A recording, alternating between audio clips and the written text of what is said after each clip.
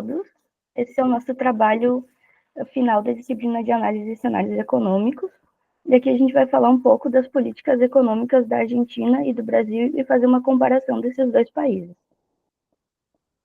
Para começar falando um panorama geral, começando pela Argentina, ela é o segundo maior país da América Latina logo após o Brasil, possui uma extensão territorial de mais de 2 milhões de quilômetros quadrados, possui aproximadamente 46 milhões de habitantes, segundo dados de 2023, e lá o salário mínimo é de 202.800 pesos argentinos, que isso equivale a mais ou menos 235 dólares, segundo a taxa de câmbio oficial do país. Os principais setores da economia argentina são o agronegócio e commodities, como a criação de gado, produção de soja. O país é a maior exportadora mundial de derivados da soja, e esse setor representa 6,6% do PIB do país. Temos aqui um setor também muito importante, que é o industrial, que representa 24,2% do PIB, e o setor mais forte lá da economia, que é o de serviços, que representa 53,1% do PIB. E agora, em comparação com o Brasil, que possui uma extensão territorial de mais de 8 milhões de quilômetros quadrados, o que torna o maior país da América Latina, tem aproximadamente 202,6 milhões de habitantes, e o salário mínimo aqui é de R$ 1.412, que equivale a 285 dólares pela taxa de câmbio oficial aqui do país.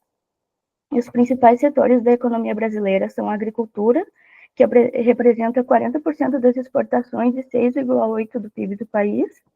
O setor industrial, que temos aqui os dados que o Brasil é o segundo maior exportador mundial de ferro, e esse setor representa 20,7% do PIB.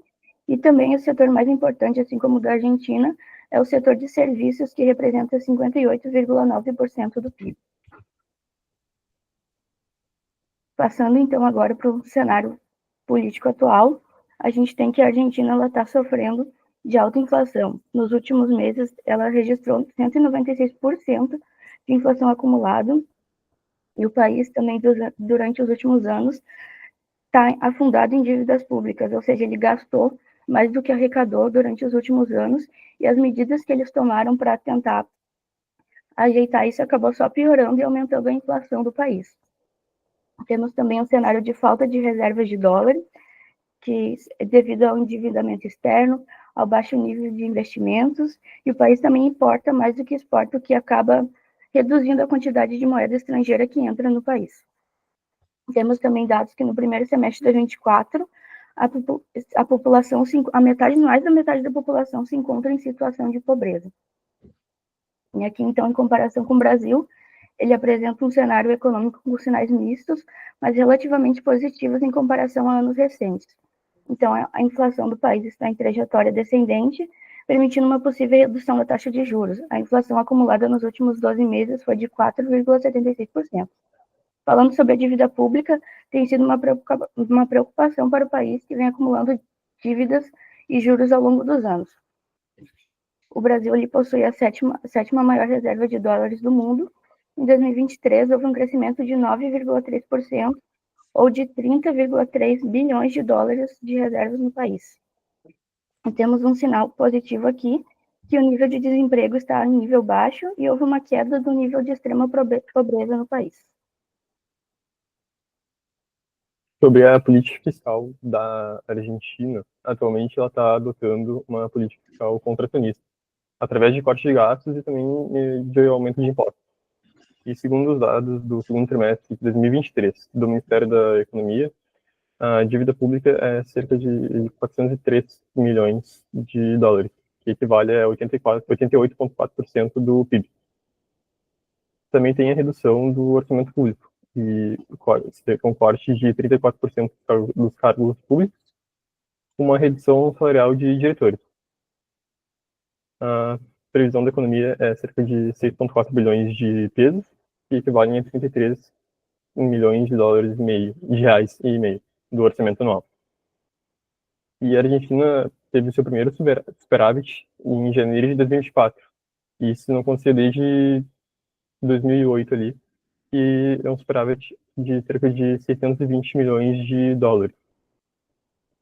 E segundo o Ministério da Economia da Argentina, houve um aumento da receita de 256,7%. Isso devido ao crescimento principalmente ao crescimento de 256,9% na cobrança de tributos. Isso equivale a mais ou menos quase 5 bilhões de dólares. E a Argentina tem uma carga tributária que é cerca de 37,3% do PIB. E isso faz com que ela seja a maior carga tributária da América Latina.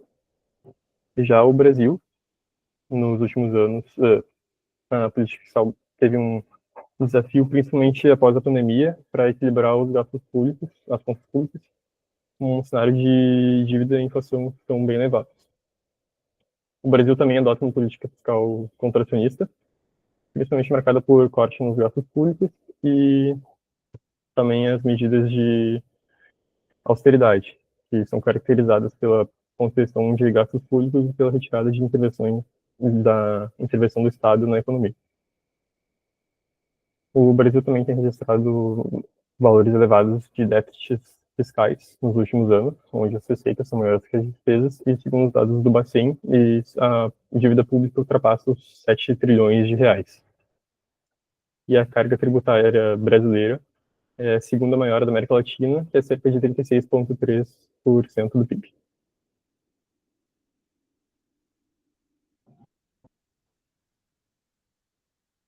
Falando um pouco sobre a política monetária dos dois países, na Argentina, em 2021, no primeiro ano após a recuperação econômica pós-pandemia, a inflação subiu acentuadamente. O BCRA adotou uma política monetária contracionista, elevando a taxa de juros para 38,5%. Não, de 38,5% para 52% ao final do ano, para conter a inflação que ficou em torno de 50%. Já em 2022, o BCRA manteve a política contracionista, afetando negativamente o crescimento econômico. A inflação continuou elevada, fechando o ano em 94%, e as taxas de juros permaneceram altas, resultando em um crescimento econômico modesto de 2%. Já em 2023, a inflação apresentou sinais de queda, com uma taxa anual de 83%. O BCRA iniciou uma flexibilização monetária, reduzindo a taxa de juros de 75% para 60%. E ao final do ano, para estimular o crescimento econômico, alcançou 2,5%. Em 2024, continuou a flexibilização monetária para consolidar a recuperação econômica. A inflação desacelerou para 70% e as taxas de juros foram reduzidas ainda mais para 50%. Isso ajudou o crescimento econômico que foi mais robusto, atingindo 3%. Mas desafios significativos permanecem para garantir a estabilidade econômica de longo prazo. Já no Brasil, no primeiro ano após a recuperação econômica pós-pandemia, a inflação subiu acentuadamente, fazendo com que o Banco Central do Brasil, BCB, adotou uma política monetária contracionista, elevando a taxa Selic de 2% para 9,25% ao final do ano, para conter a inflação que ficou em torno de 10%. Em 2022, o BCB manteve a política contracionista, afetando negativamente o crescimento econômico.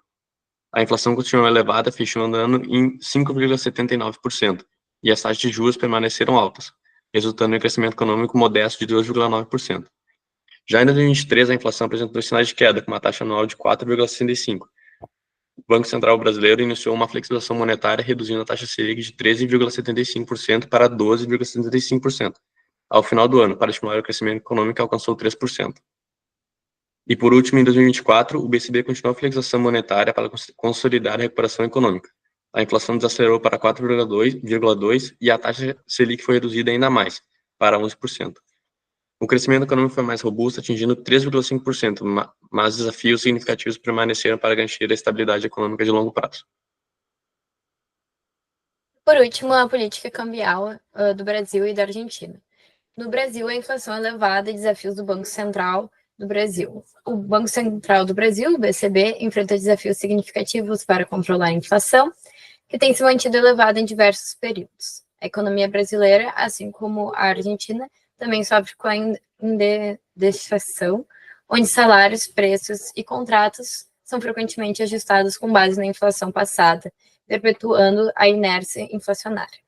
Nas medidas de controle cambial, o Brasil adota diversas medidas de controle cambial para estabilizar o valor do real e evitar a fuga de capitais. Essas medidas incluem intervenções no mercado de câmbio, como leilões de swap cambial e operações compromissadas, além de regulamentações sobre a entrada e saída de capitais estrangeiros.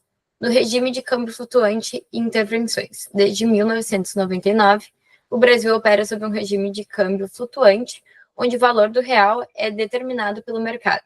No entanto, o Banco Central do Brasil intervém frequentemente para evitar volatilidades excessivas e garantir a estabilidade da moeda. Essas intervenções são realizadas através das operações de mercado aberto e leilões de câmbio, especialmente em momentos de crise econômica ou instabilidade financeira. E os objetivos e consequências das medidas cambiais. As medidas cambiais visam proteger as reservas internacionais do Brasil e controlar a volatilidade do real. Essas intervenções ajudam a evitar flutuações abruptas no valor da moeda, mas podem resultar em custos fiscais elevados e distorções do mercado cambial.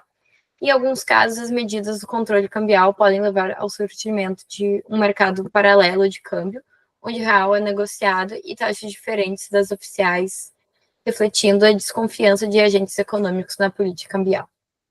Já na Argentina, a inflação elevada e os desafios do BCR, eles enfrentam dificuldade para controlar a presença de preços devido à inflação, e a indexação é comum na economia argentina, com salários, preços e contratos ajustados conforme a inflação passada, reforçando a inércia inflacionária. As medidas de controle cambial. A Argentina adota medidas de controle cambial para impedir a fuga de capitais e estabilizar os valores do peso argentino, e essas medidas incluem restrições à compra da moeda estrangeira e múltiplas taxas de câmbio para diferentes setores da economia. O regime de câmbio flutuante e intervenções. Após a crise, a Argentina adotou um regime de câmbio flutuante, mas com intervenções frequentes do Banco Central para estabilizar a moeda. A política cambial é marcada por controle de capital e restrições cambiais, especialmente durante crises econômicas. E, por último, os objetivos e consequências das medidas cambiais. As medidas visam proteger as reservas internacionais e controlar a volatilidade do peso, e frequentemente as medidas resultam em um mercado paralelo de câmbio, onde a moeda é negociada a taxas significativamente diferentes das oficiais. Muito obrigada.